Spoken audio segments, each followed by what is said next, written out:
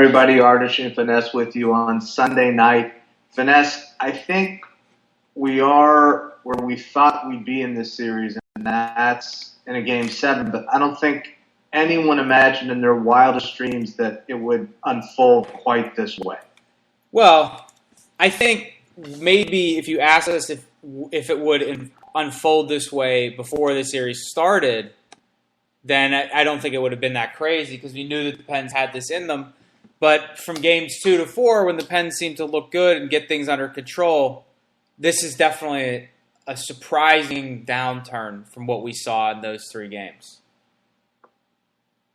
Yeah, look, they can't come out, the Penguins, flat against this Rangers team. It's a very frustrating team to play from behind against. You know, they still have that shot-blocking, tenacious defensive style of play that Tortorella really instilled in them, and Lundqvist is just playing really well, and you're going to have a hard time coming from 2 down against them. Look, let's let Alicia have the first question. She's already tweeted a question to us. She says, are there any positives to take away from this game? It's a 2-part question. That's part 1. And or is Fleury on the brink of another collapse? Regarding the first question, no. There are no positives to take away from this game. That one, I think, would you get a unanimous no. It was bad. Nothing positive. Is Fleury on the brink of another collapse? I don't know. I don't think tonight was a collapse. I don't think the last game was a collapse. But I do think that, some of the goals are questionable when you're playing against a team with a goalie like Lundqvist who isn't going to give you back any bad goals. And it's like, again, I'm not blaming it on Fleury, but there is not a lot of margin for error at all from anyone, including the goalie. So if Letang screws up and gives up a breakaway and they score, there's no margin for error on that. If the Pens power play goes 0 for 5, there's no margin for error. And the same is true for Fleury. So is he could collapse? I don't think he's going to collapse, but he's got to be better than saving 88% of the shots. He's got to stop 95% of them next game. Yeah, I think the Hagelin goal tonight was probably the softest of the playoffs for him. No, I think the overtime Columbus Game 4 was the softest. I think it's debatable. A floating backhander from about 30 feet away, that's under the armpit, pretty soft. We should do a podcast where we rank his softest goals from the playoffs. Right. But there's plenty of blame to go around. Letang on the first goal was completely in a fog. Just wasn't moving his feet. He just I don't remember who the forward was that started the play. Just let whoever it was go into the corner, get in the puck, and he was just coasting. And, he had his moments offensively tonight, but it was not a good game for him. Crosby and Malkin, I think Bilesma made a huge mistake this game. Thought it was clear in Game 5 that they had lost that magic that they had for a couple games in the series. Should have split them up. They weren't doing anything last game. They didn't do anything tonight. And, James Neal, towards the end of the game, showed some spark and fired some pucks on net. But, you just got to try to get some of these guys going. And I think it was a big mistake to keep things the way they were tonight. Yeah, it was sort of a half measure tonight. It was like, all right, we're going to put James Neal on the number 1 power play, which I think is a good move because he's one of the best power play guys in the league. But then it's still going to be Crosby and Malkin together. And Crosby looks like crap the last couple games. And who looks even worse than Crosby is Kunitz. I mean, Kunitz has just been terrible the last couple games. Yeah. Unable to stick handle, unable to complete a pass. He's just been terrible. This is not a no excuses but. This is just a no excuses. They've been bad, period. Crosby is the perimeter player in this playoff. I caught him really effective one. Yeah, it looked like he was wincing and stuff again. He just looks uncomfortable. There's no other way to put it. He just looks bad. Whatever it is, whatever the reason, he just looks bad. And he and Malkin were overpassing every time they were out there together. The power play, I thought, was an embarrassment. If there's one thing we should have learned from the Boston series last year, it's that when you're playing a team with a really hot goaltender that's really effectively layering defensively and preventing you from getting to the net. When you have a power play, you crash that net and shoot the damn puck. And they don't get that through their heads. They're just passing around the box the entire power play. Just terrible. Yeah, Crosby and Malkin, and Crosby especially tonight, just put themselves so far away from the net. They're just not in scoring position. And especially Crosby, because like on a couple of the shots that he did have tonight, like they were really soft shots. So if he's got something going on where he can't, shoot as hard as he normally does, you got to get closer to the net. Because if you're standing out on the left wing side of the ice, out by the point, then it's no longer a power play because you have to have an advantage, a 5-on-4 advantage. And if they know you're not going to shoot from out there, then it's 4-on-4 for the guys you're passing and everybody's covered, and that's why all of his passes keep getting intercepted. So if you're not going to make yourself a threat to shoot from out there, then get on the goal line and do something by the net. Yeah, and another thing that was really noticeable tonight, particularly in the first period, was the breakout from the defensive zone. Our forwards, particularly the Crosby-Malkin line, was so far away from the defense. I mean, they just weren't coming back to get outlet passes. And it's like, Rob Scuderi is like a very popular whipping boy for like the cool kids on Twitter. And I feel for the guy because he's being put in positions to have to make 80-foot backhand passes through two guys on the Rangers. What's he supposed to do? That's why the Penguins were so good in games 3 and 4 because they were really playing good puck support hockey. When the defenseman had the puck, forwards were right there, chip it up to them, and then off you go. And that just hasn't been happening in the last couple of games, and it's a completely correctable thing. I just don't know what the hell they're thinking about. We got another question. We got 2 more questions. Couch Penguin asks, why not shoot for Lundqvist's injured shoulder? I said, why not just take your stick and jab it into Lundqvist's injured shoulder? Do we even know that he has an injured shoulder? I didn't know that. Lundqvist is playing well. We could make it a little bit more difficult for him, I would think. But and it just goes back to, I keep coming back to Fleury, and I don't mean to, but it's hard not to. We could have maybe, what would be wrong about this game going into overtime 1-1? We might have to beat them 1-1 because Lundqvist is a good goalie, or beat them 2-1 in overtime because Lundqvist is a good goalie. Yeah, look, Fleury might have to win Game 7 2-1. There's no question about that. But this is not just. There's a lot of things we've become very familiar with over the last couple of years with the Penguins. Things that are really negative. One is that Fleury will let in a soft goal at the most inopportune time. But another is the Penguins get behind and they get very, very frustrated. And they start taking penalties, and they forget about trying to score. We had 2 offensive zone penalties in the third period. When you're down 2 goals, and you're trying to, how could that possibly happen? And they were both blatant. Yeah. James Neal with an absolute blatant trip, and then Bo Bennett with just a super careless high stick. It's just it's a team that's pretty easily frustrated. Or I guess maybe not easily frustrated, but very apparent when they're frustrated. They don't hide it very well. No, they don't. But I'm not going to, I'm not at the same time going to melt down and try to act like I'm all outraged that the Pens are acting somewhat undisciplined. Because I think people can get a little bit too harsh on their own team to try to seem too objective. No, I'm glad you're not. Look, when there's a scrum, and see, my dog JoJo's upset right now. He's upset. JoJo, just calm down, buddy. Everything's okay. When there's a scrum, I want the Pens to hurt the other. I want them to punch the guy in the face.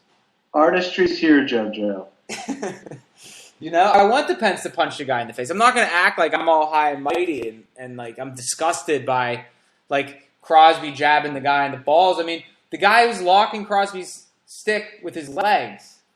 And that's happened to me in hockey. And if you do that, you are asking to get jabbed in the balls. That's what's going to happen to you if you clamp your legs down on someone's stick.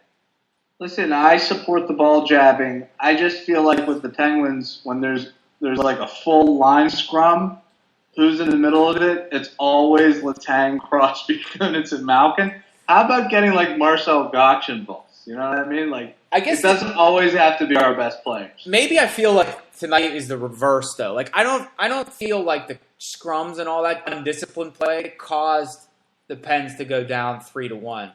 I think it was more the effect of going down 3-1. Yeah, but you can't do that. You're still. Well, in the I game. agree. I agree you shouldn't do it, but I'm not going to act like I'm all upset about it.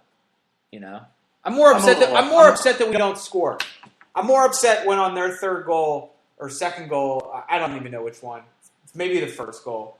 Like Crystal Tang is laying down behind the net. Like that's what makes me upset. Yeah. I'm a little upset about both things, to be honest, because I think we would have had a better chance to get back in the game without taking repeated penalties in the offensive zone. Well, that's true. I think that's true. Said asks, is this Montreal 2010 redux? Like, I guess that would mean we get, face a hot goalie and just kind of get frustrated at the end. I think that was a little bit different. I think we badly outplayed Montreal in that series, almost every game except Game 7. You can't say that about this series. The Rangers have soundly outplayed the Penguins in, 2.5 out of the games, maybe 3 games. So it's no surprise where we are. It really isn't. The last 2 games we got smoked, basically. And don't tell me about Corsi or Fenwick tonight. I don't care. If you have breakaways, you got to be opportunistic against Lundqvist. Like maybe you have to bury those chances. Yeah, maybe next game Marcel Gotch could wait for the puck to be in the net before he celebrates it being a goal. That's a better idea. You know what my biggest concern with Game 7 is, other than losing, is Consol is going to be like a funeral home. Or at least an arena that is so ready to turn on the Penguins. So much pressure. Like, it is going to be, everybody is going to just be waiting to go crazy and yell at the Penguins. Yeah, we better get the first goal. That's all I can say. Yeah, it's going to be a dark, dark place. Like, I don't think there's any home ice advantage in this particular Game 7. Do you split up Crosby and Malkin to start Game 7? I would. I mean, I think you can always go back to it. None of this is set in stone. You can always revert to it. But yeah, I think you do. I mean, Stepniak hasn't really done anything in a few games. Maybe he could give a little spark if he gets back with some better line mates. And then you just put Sutter on the third line. He's been okay, and hope that maybe Malkin and Neal get something going. Lundqvist is playing really well. So the best chance you have is to get your best shooter, your best goal scorer, and that's James Neal, as many shots as possible. And he's going to get that if he's playing with Crosby or Malkin, not when he's playing with Sutter and Jokinen. Let me throw this out at you. Since we've already, broken up the sacred line of Malkin, Neal, and Jokinen, what about Malkin, Kunitz, Jokinen, and put Sid with Neal? Try to get both of them on track a little bit. I've been saying the Pens should play Sid with Neal since the Pens traded for James Neal. Yeah. So I would be fine with that. I'm not against it. I'm glad we agree. Apparently, Mario was in the locker room tonight. Yeah. Did he text somebody while he was in the locker room, or did he actually speak to people? What happened? I think he just took everyone's phone, wrote a special message somewhere on their phone, maybe in the notes app, maybe in a saved draft email. You don't know, so you got to search your phone.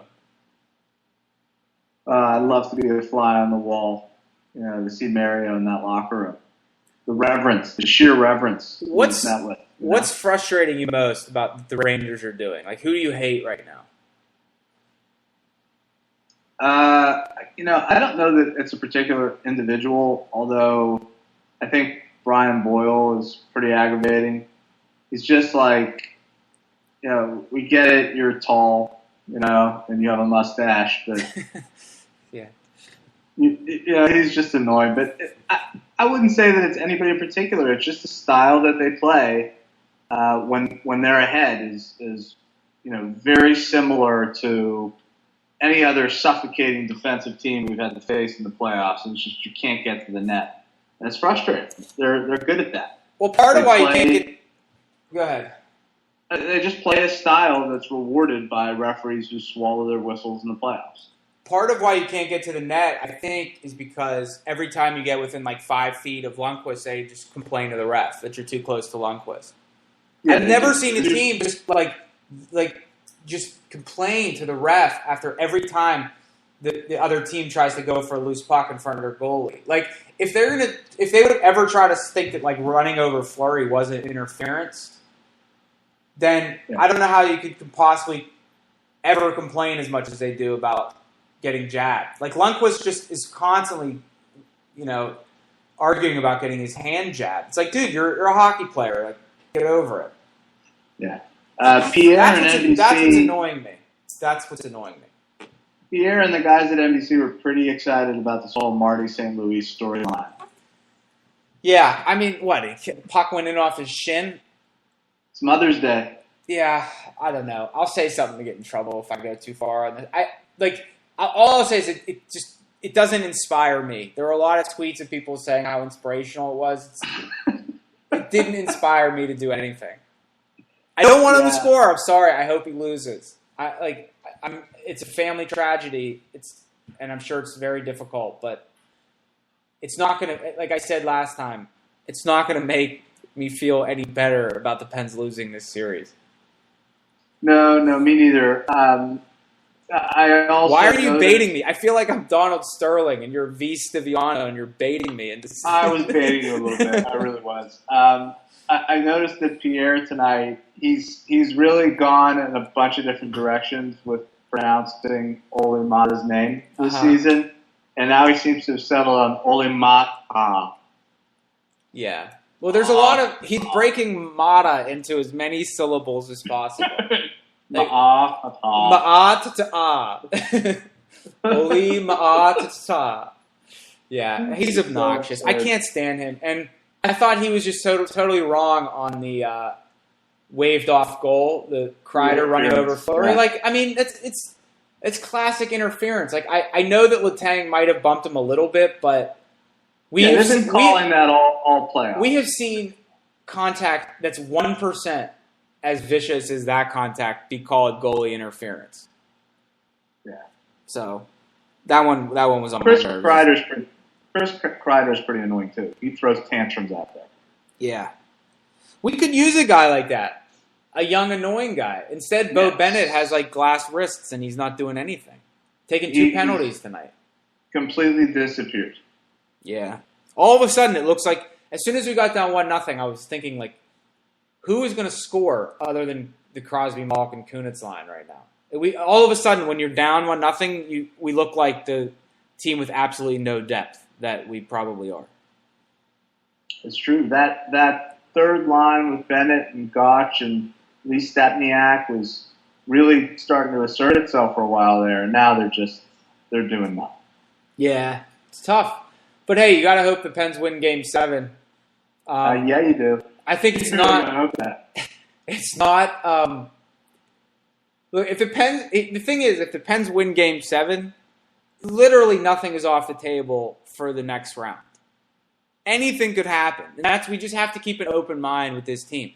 This is why, after they have a good game, you can't write things like re-signing Fleury is going to be Shira's number one priority, the resurgence of Marc-Andre Fleury. You can't do that after one game in the playoffs. It's not going to stop anyone. It's not going to change. Like, it's just ridiculous. We have to let this play out. Like, even the whole Crosby thing, like, we have to see. Maybe the Pens win Game 7 and he has a good Eastern Conference Finals. I don't know. But we just have to let this play out because it's so unpredictable. The Pens could lose 8-0. They could win 8-0. I don't know. Well, we'll be watching. That's all I can say. I guess we've got to do this again. When's Game 7? Is it Tuesday? Yeah, I think it's Tuesday. All right, so I guess we'll do it then. Yep. Thanks for joining us, everybody. Until next time, GTOG.